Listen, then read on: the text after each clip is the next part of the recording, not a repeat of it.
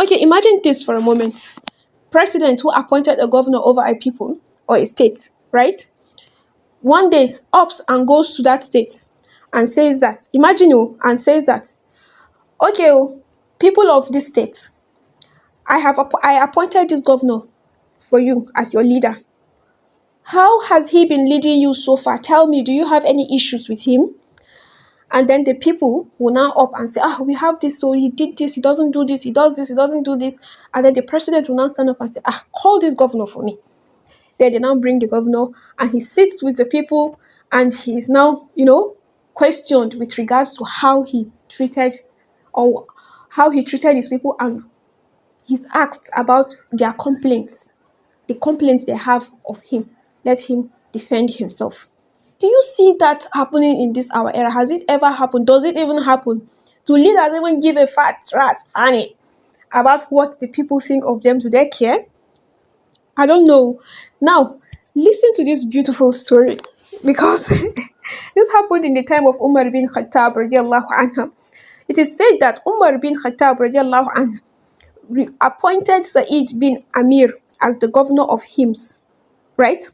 So when Umar visited that region, he said, people of Hims, how do you find your governor to be? They complained to him, saying that they had 4 complaints about him. 1, he does not come out to us until late in the morning. Umar said, that is grave indeed. And what else? They said, 2, he answers no one during the night. Umar said, grave indeed. And what else? 3, one day during every month, he does not come out to us. Umar said, grave indeed. And what else? 4, every so often he is in a miserable and wretched state. Umar gathered both Saeed bin Amir and those who complained about him in order to issue judgment regarding those accusations, which, if proven to be true, would prove him to be an unfit governor. When Umar gathered everyone, he said, what is your complaint regarding him, O people of Hims? They said, he does not come out to us until late in the morning. Umar said, and what do you say, O Saeed? Saeed said, by Allah, O leader of the believers, although I hate to mention it, my family has no servants, so I am responsible for making the bread from the early stages of the process to the very end. And then I make ablution, after which I go out to the people. Umar said, and what else do you complain about him, regarding him, O people of Hims? They said, he does not answer anyone in the night. Umar said, and what do you say, O Saeed? He said, although I hate to mention it, O leader of the believers, I have indeed made the day for them and the night for Allah. And what else do you complain about him? They said, one day during every month, he does not come out to us. And what do you say, O Saeed? He said, O leader of the believers, I have no servants who may wash my garment, and I have no other garments to replace it. So I wash it until it dries, and then I go out to them at the end of the day. Umar then asked, and what else do you complain about him? They said, every so often he is in a miserable and wretched state. And what do you say, O Saeed? He said, I witnessed the death of Khubayb Ansari in Mecca. The Quraysh cut parts of his meat into pieces. They then carried him to the root of a tree and crucified him. They said, do you wish that Muhammad was in your place, and that you were in your family and with your child? That you were with your family and with your child? He said, by Allah, I do not wish that I was with my family and my child, nor that Muhammad was pricked by a thorn. Whenever I remember that day and how I did not help him in the state that he was in, I was a disbeliever as at that time and did not believe in Allah the Almighty. I start to think that Allah will never forgive me for that sin, and then I enter into a state of extreme misery. Umar said, all praise is for Allah, who has not made me fail in my perceptiveness. He then sent for 1,000 dinars to be given to Saeed, and he said, use this to help you in your affairs. Saeed's wife said, all praise is for Allah, who has given us enough so that we do not need your services, that is Saeed's housework, anymore. Now, let's stop reading here. Let's just pause first. I want to say something. This man is a head of a household. Oh, did you hear the part where he said he washes his own clothes? Did you hear the part where he said they don't have servants, so he has to assist his family in their household, like he bakes bread for them and stuff like that? Man, oh man, hey God. People of the past be busting my brain. How many men in this our era? All these things now they will look at it and say, this one a woman work, right?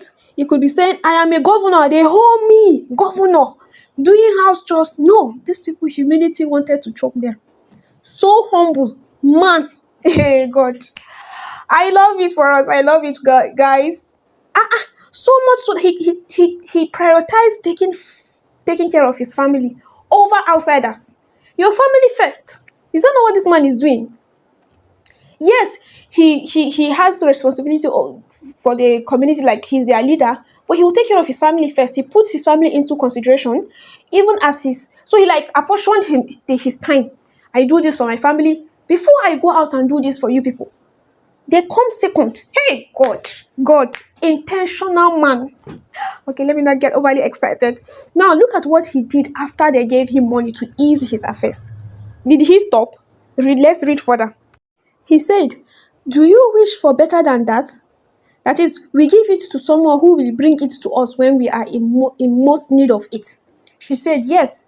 So he called someone from his household that he trusted in, and he put the money in a bag, saying, go with this money to the widow of such and such a man, with this amount to the orphan of such and such parents, with this money to such and such poor person, and with this money to such and such a person who is afflicted. Very little was left with him, and he said to his family, spend from this. He returned to his work, and his wife said to him one day, will you not buy a servant for us? What happened to that wealth? He answered her, saying, it will come to you when you are in need of it the most. Hey, this is a very intentional man. Intentional about his relationship with Allah subhanahu wa ta'ala. He cares about what Allah thinks of him. Intentional about his family. He cares about his family. He takes care of his family to the best of his ability. Intentional about the people he is leading. He is giving them the best he can give them, and he's very transparent with how he deals with them. Subhanallah. Allahu Akbar.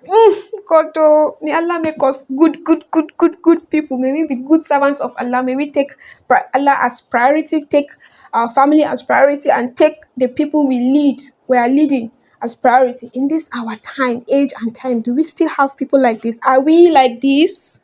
Let us pause. Let us learn from this. Let us reflect and make our life better. Thank you, guys. I've been talking a lot. Sorry. Okay, I hope you have learned a thing or two. What have you learned? What do you have to say about this?